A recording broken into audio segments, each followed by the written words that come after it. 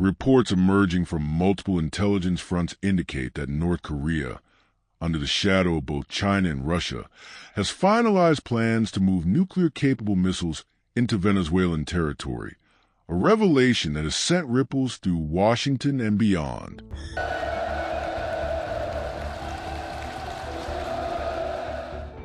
올해에 들어와 얼마나 많은 분들이 혹독한 환경을 인내하며 분투해 왔습니까?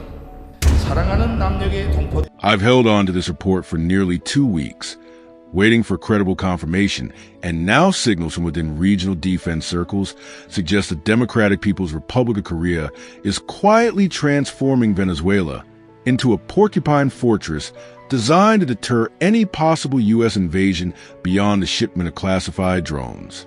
Pyongyang is believed to have deployed a contingent of elite special forces to train Nicolas Maduro's army in the handling of tactical nuclear payloads and advanced missile systems. This partnership reportedly mirrors the kind of militarized alliance NATO built with Ukraine, a counterweight to Washington's regional dominance. An alleged manifest detailing North Korean equipment already shipped into the Caribbean surfaced on a secretive digital platform listing state-of-the-art drones, missile modules, infrared goggles, and nuclear-grade components. While Caracas has yet to release an official statement, the timing has raised eyebrows, especially after President Maduro. Days following the reported arrivals appeared on national television, striking an unusually defiant tone toward the United States, a posture analysts interpret as a show of confidence in new deterrent capabilities, suggesting that Trump's military would face unprecedented resistance should it ever decide to act. North Korea's government rarely issues statements about its overseas military activities, yet a related communique was intercepted in which Defense Minister No Kwang-ko warned of offensive actions in response to what he described as Washington's provocations. The statement came as the U.S. and South Korea condemned Pyongyang's latest ballistic missile launch. Barely a week after President Donald Trump expressed interest in meeting Kim Jong-un during his regional tour, Pyongyang declined the offer. The defense minister accused Washington of becoming brazen in its military maneuvers to threaten the security of North Korea and its allies in South America, an unmistakable nod toward Venezuela, asserting that the United States was intentionally escalating political and military tension across the region, promising that the DPRK would show more offensive action against enemy threats, according to reports carried by the Korean Central News Agency. The relationship between Pyongyang and Caracas is not a recent invention. It runs deep through decades of anti-imperialist struggle and mutual defiance. Understanding its roots helps explain why North Korea would risk confrontation to defend its most loyal South American ally. Before I dive deeper into this layered history, remember to like and share this video to help us beat YouTube's ever-tightening algorithm on stories like this. And if you haven't subscribed yet, please do so. It keeps this platform alive.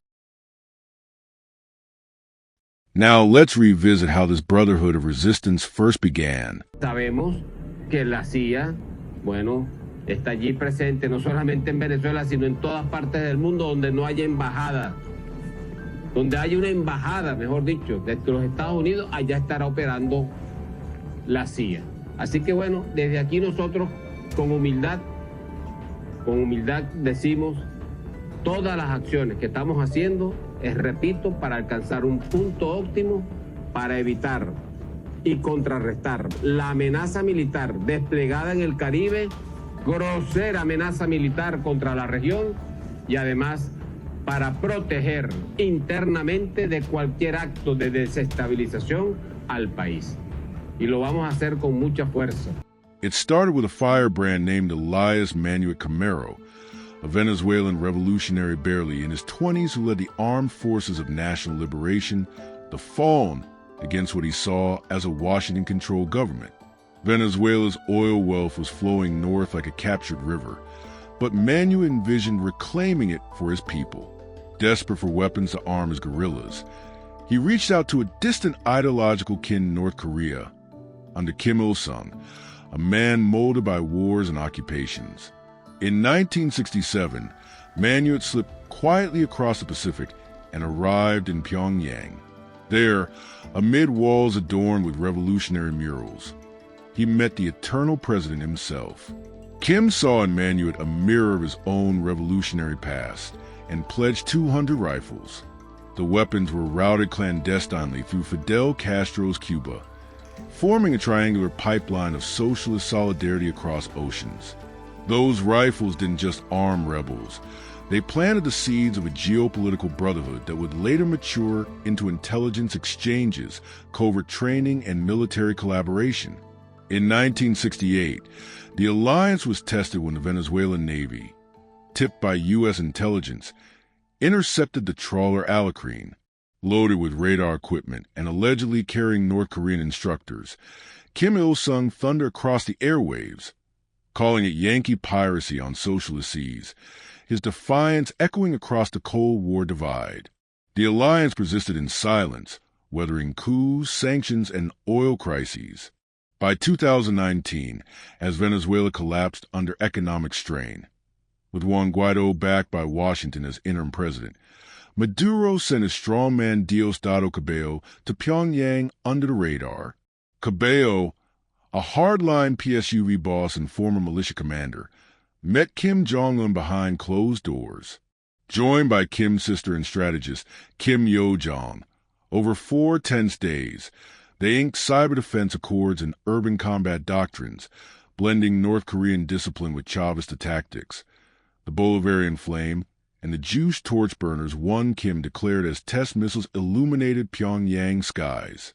By 2021, under mounting UN scrutiny, Venezuelan diplomats denied any such cooperation, yet Russian Sukhois patrolled their skies while Iranian oil tankers slipped past U.S. blockades, weaving North Korea into a multipolar network led by Moscow. By 2024, amid Maduro's disputed re-election and nationwide protests led by opposition figure Maria Corina Machado, Pyongyang again voiced solidarity, warning that any assault on Caracas would draw responses across the Pacific behind the scenes. Intelligence leaks hinted at North Korean technology embedded in Russian weapons rerouted to Venezuela's Orinoco Basin, a web of defiance tightening with every sanction. Now, as American carriers patrol the Caribbean, Venezuelan commanders are reportedly implementing hybrid warfare doctrines modeled after Pyongyang's drones, cyber disruptions, and asymmetric countermeasures. The Maduro-Kim partnership stands not as spectacle but as survival, born from shared siege and sustained through shadow diplomacy. From Manuet smuggled rifles to today's rumored nuclear shipments, this alliance tells a story of persistence, rebellion, and defiance under the world's watchful eyes. Thank you for watching this video till the end. Keep supporting like this by liking, subscribing, and sharing widely to help us stay visible.